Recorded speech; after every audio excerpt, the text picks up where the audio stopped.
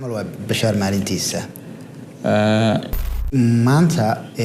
meesha aad joogto waqti badan ay kugu soo qaadatay si kasto ay tahay meel walba aad sii socotid ilaa intii aad soo dhaaftay marka dib aad u fiiriso yani hadii aan ku weydiiyo hal shay oo yani 10 sano ka hor hadii aad ogaan lahayd oo mar hore aad soo sameyn lahayd muxuu yahay ama dabeecadaha ama yani wax هذا يعني أذيك أسبكت جاكو كلام كا كسو قادو يعني كجنا عسدهان مرول بواحد دريمي سا إن تسي سعت إن تاجن تاي مدريمي سيد إن مركا سي سعت كاس أيضنا إن يعني سده مرول يعني on trend سده تكو أهانة سا ماركت ده أتكو سي سعنا سا أيضنا يعني هالفرع أم واحد دي أد ماركت نسيس مالين أم أسبوع أم واحد أنتبه أو لعق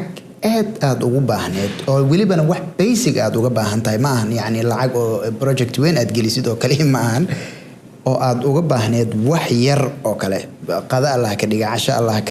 ana joogo waxay u dhacday 2 consecutive days aad lacag dhakhtarka wada ka leesaab luqadoodii ku gaarsiiso muuqaalka asaga ahaa oo si fiican translate gareyso si aad u qurux badan aad u fasirtay وكما سنتظر بداية هيد وتيا وده حرينا إنستغرام كوده هذا لنا we talk about إن نسارقنا إن شاء الله تعالى حلقة نصور تجشوا إنه مسور تجلين لكن حدنا نصور تجش هذه one of the reason أدي سين كارج جري مركلي جستي رجع معنا إن كوديجا كجرو هذا one of the reason أو ما ده كم ده هيد الحمد لله معكم فرح سنة شلي نيسي في عنو خبصون تي إيفنتي يعني سكور هذا نوصل لماتي ضدنا سكور برنا ماشي لو كلا فايدة استي marka magaaladaadina aan ku imid oo adiga inta taadi uman waxaan rajaynayaa sidoo kale Nairobi umada insha Allah taala kalka ka sii wadano ma insha Allah Nairobi meelaha markii waa aadaay Allah aan ku sii dhiiran jiray misaan u ordi jirmayna laakiin hadda waxa waay waa balan qaadaha ka heesta ma hadda aniga mas'uulka 100% insha Allah aadiya dad wala idma insha Allah Bashar mar kale waan ku faraxsanahay sida aad sheegtay inaan ku kulanno xafladii shalay aadna kamid ahayd waliba dadka aan casuunay oo waliba meel fog inooga yimid adigoo aad iyo aad maaragtay mashquulkaaga waqtigaaga daqiiqad walba markaas ay ku xisaabsantahay muhiim ay ku tahay marka aan ku madcelinayna Bashar yani waxyaraan sheekaysanayna ma fogaaneen kulay waxa waaye dhalinyaro oo shalay marka meeshii oo maaragtay conference-gii ama panel-ka markaas aanad oo ka hadlaysay dhalinyaro fara badan oo waliba xitaa oo yar aan saaxiib u nahay isku dhownahay ayaa xitaa wuxuu igu yiri yani Bashar maanta oo dhan waa dhageysan karaa yiri markuu hadlayo ma fahantaa taasna waxay ka dhigan tahay runtii wax oo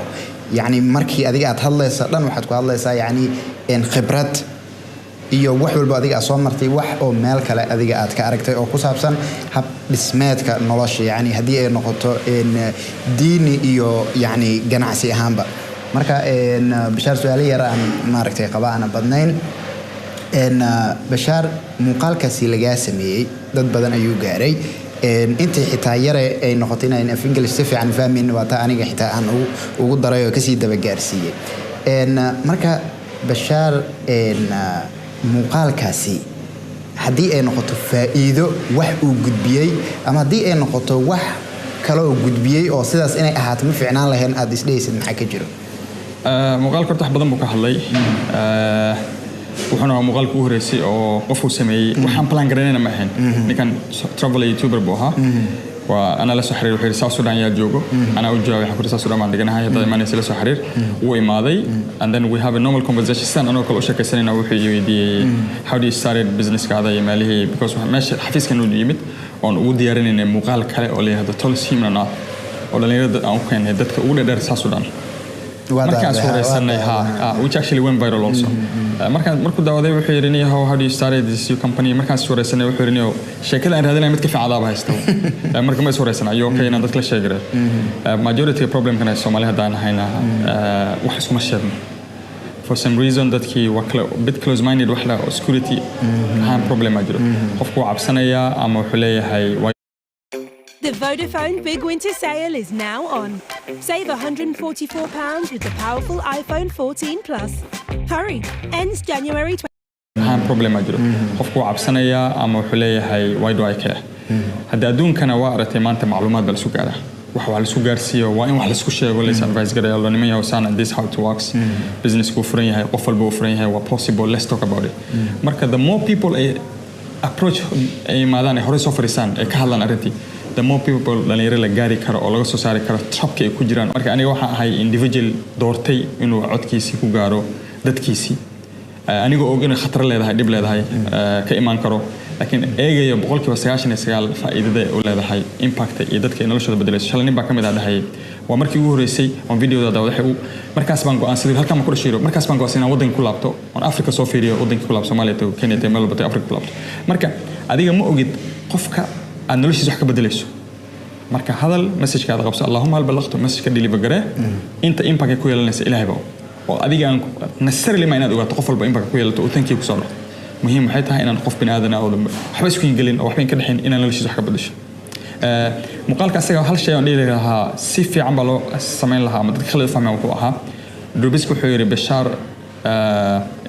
grew up poor qof faqiirnimo soo koray waxa weeye and today runs multi-million-dollar company multi-million-dollar company waxa laga wadaa company corporate company wuxuu create gareeyay message-ka markaan clarify gareeyo qaabku ka wadaya ama hadalka la oran karo Bashar asagoo basic education lahayn ama cilmiga iyo toolska uusan lahayn dadka xayiro oo qof walba maanta ku waxa ma sameeysaa ama waxa sameeyayso waxa ku hor istaaga wuxuu leeyahay number 1 ma sameyn kartid ma haysatid degree ma haysatid support ma haysatid qof lacag ku siinayo marka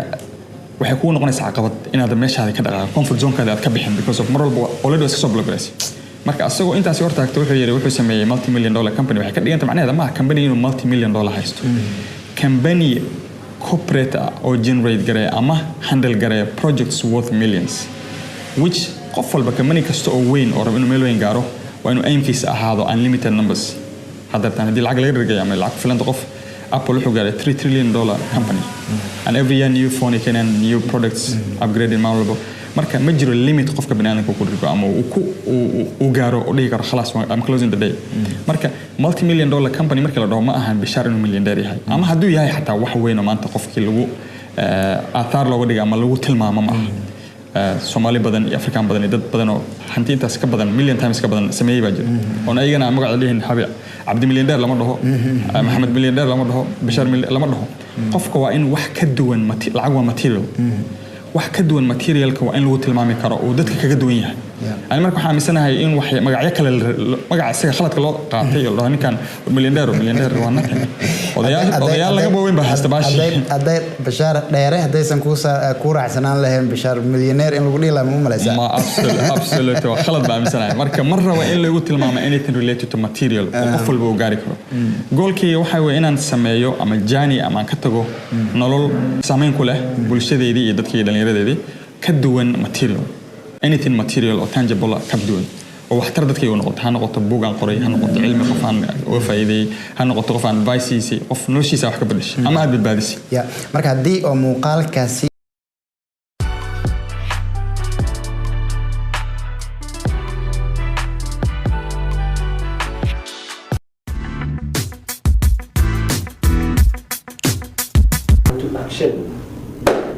Now today, welcome guys who are watching us. Today Kona Ogeti on my, is it now left? Then we have Norman on my right, who is an IT